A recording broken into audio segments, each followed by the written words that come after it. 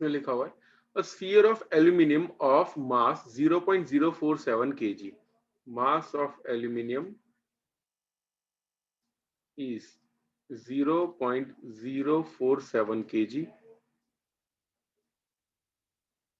is placed for sufficient time, यानी बहुत time के लिए रखा हुआ है in a vessel containing boiling water. चलो boiling water के अंदर एल्यूमिनियम का टुकड़ा रख दे तो फाइनली एल्यूमिनियम का टेम्परेचर कितना हो जाएगा? Obviously temperature of aluminum will become 100 degree Celsius. Boiling water में रखा हुआ है ना फॉर सफिशिएंट टाइम, तो एल्यूमिनियम का टुकड़ा 100 डिग्री सेल्सियस तक गेन कर लेगा हीट, बिकॉज लिखा हुआ है यहाँ पे स्फीयर जो है वो 100 डिग्री गेन कर रहा है. It then immediately is transferred to, इसमें ट्रांसफर कर रहे हैं 0.014 kg कॉपर कैलोरीमीटर, यानी कॉपर के कैलोरीमीटर में, अभी जो मैंने ड्रॉ करके बताया था ना वैसे कैलोरीमीटर में इसको ट्रांसफर कर देते हैं.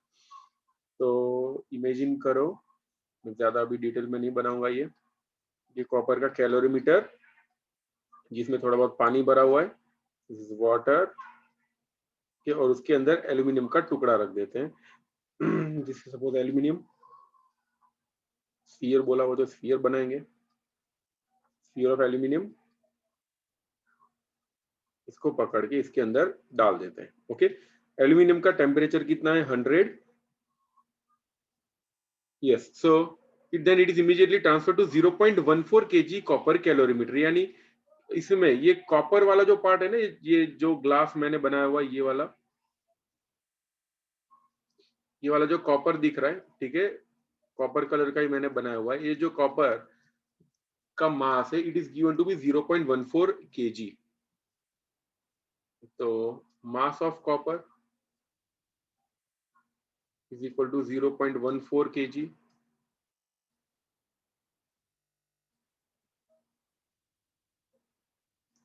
containing 0.25 kg of water, तो mass of water is 0.25 kg.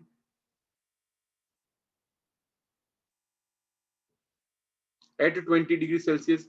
ये पानी और कॉपर दोनों का टेम्परेचर है T of water is equal to T of copper, दोनों का ही इनिशियल टेम्परेचर है 20 डिग्री सेल्सियस. तो देखो एल्यूमिनियम का टेम्परेचर है 100, वाटर और कॉपर दोनों का टेम्परेचर है 20. तो ऑब्वियसली क्या होगा? Aluminium will lose heat, copper and water both will gain heat. The temperature of water rises and attains a steady state at 23 degree Celsius, यानी एल्यूमिनियम का टेम्परेचर कम हो रहा है. देखो एल्यूमिनियम का टेम्परेचर है 100, the temperature of aluminum decreases, temperature of water and copper increases, और इन दोनों का जो फाइनल वैल्यू हो जाता है T final value becomes 23 degree Celsius. Calculate the specific heat capacity of aluminium, यानी C of Al, एल्यूमिनियम का स्पेसिफिक हीट कितना होगा ये हमको फाइंड करना है.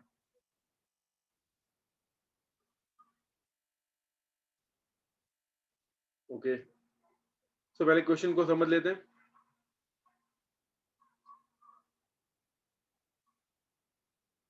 एल्यूमिनियम गर्म किया 100 डिग्री तक और उसको डाल दिया सीधा कॉपर के कैलोरीमीटर में. As a result aluminum will lose heat and copper and water both will gain heat. So I can write heat lost by aluminum, heat lost by aluminum is equal to heat gained by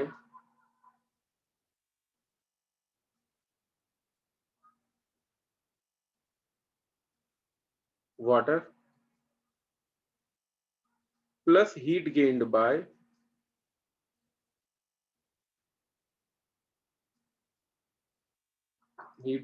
copper.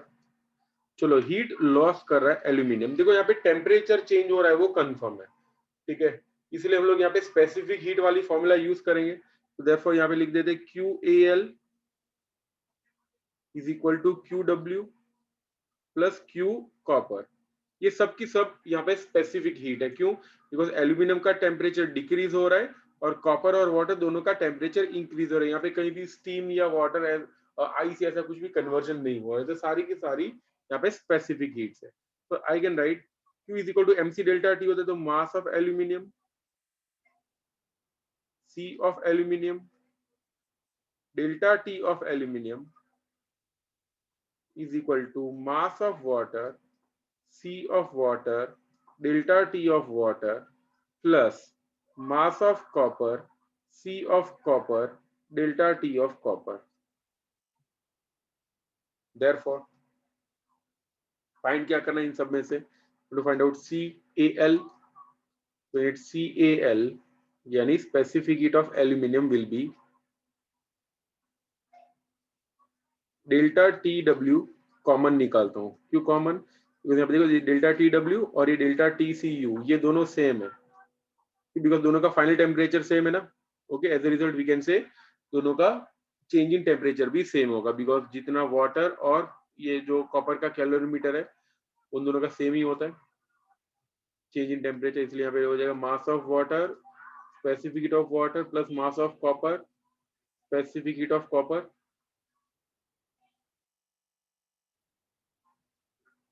Divided by mass of aluminium, change in temperature of aluminium.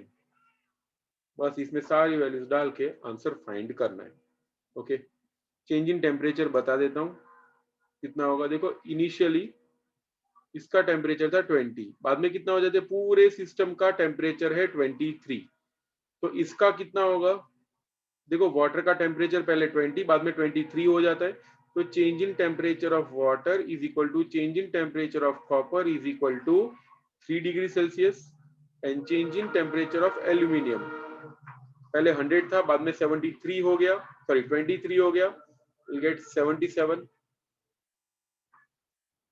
ठीक है, सो हाँ कैसे same हुआ बता देता हूँ फिर से। जब ये एल्यूमिनियम का टुकड़ा अंदर गया, ठीक है, एल्यूमिनियम का स्फीयर जब अंदर गया तो एल्यूमिनियम ने हीट को लूज किया। हीट को लूज करने के बाद कौन कौन गेन करेगा? एक तो वाटर और दूसरा कौन, ये जो है ना ग्लास। ओके, वो भी गेन करेगा ना, तो दोनों का टेम्परेचर सेम हो जाएगा। देखो घर पे भी ऐसा एक्सपेरिमेंट कर सकते हो और आपके साथ होता भी है कि जैसे ये स्टील का ग्लास है, ठीक है, this is made up of steel, या कॉपर का ग्लास हो तो बहुत अच्छा रहेगा। स्टील का ग्लास, स्टील के ग्लास में आप लोग पानी भर देते हो या फिर चाय भर देते हो, उसका टेम्परेचर है 100 डिग्री सेल्सियस। तो जितना टेम्परेचर ये वाटर या फ्लूइड का होता है उतना ही टेम्परेचर बाहर से फील होता है ना आप लोगों को।